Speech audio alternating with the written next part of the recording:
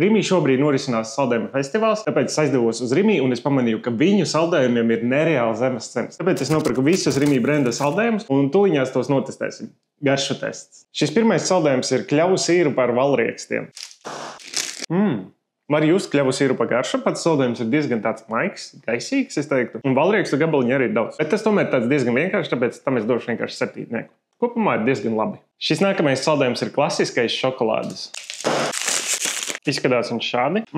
Šokolādes saldējumi parasti ir mani mīļākie. Šis īstenībā ir diezgan labs. Šeit ir arī par šokolādes gabaliņu. Šim es došu 8. Nākamais saldējums rindā ir mango un marakujas.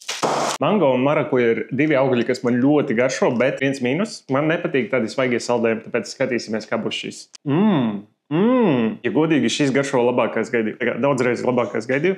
Tas ir ļoti viegls, ļoti gaisīgs. Mango un marakujas aromātus abus divus var just, un tie ir diezgan intensīvi. Šim es došu 8,5. Ļoti labi. Šis nākamais saldējums priekš manīm ir kaut kas pavisam jauns. Tas ir maskarpones un brūkleņu saldējums. Neko tādu es iepriekš nebiju redzējis veikalos.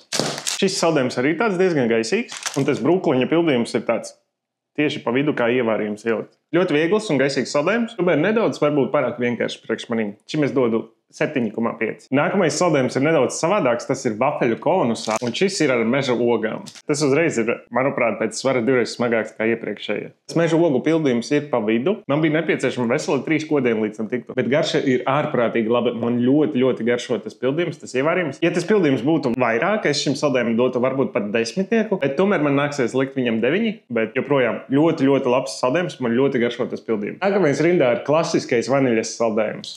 Šis jau ir nedaudz pakusis, kamēr es filmēju pārējos. Šajā vaniļas garšu jūt nedaudz vairāk. Tas ir tāds diezgan parasts, klasisks, diezgan salds saldējums. Šajos saldējumos man ļoti patīk, cik tie ir maigi un gaisīgi. Kopumā šim es dodu 7,5. Ļoti labi. Nākamais saldējums ir atkal ar meža ogām, bet šoreiz tas ir vafeļu glāzītē.